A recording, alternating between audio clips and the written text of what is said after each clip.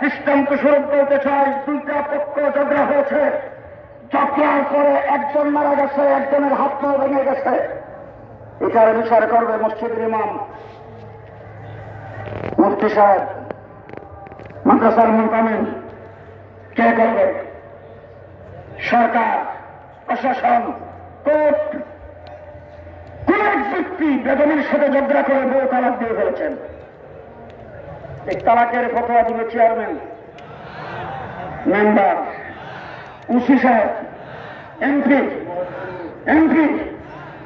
পরিষ্কার অবসর বলতে চাই, দয়া করে বলে রেখেন,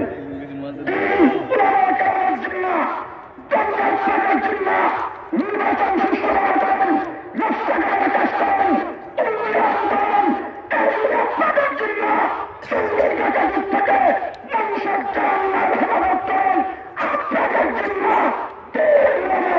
জন্য যে সিদ্ধান্ত ঘোষণা করবে সেভাবে পাবলিক চলবে, চলবে,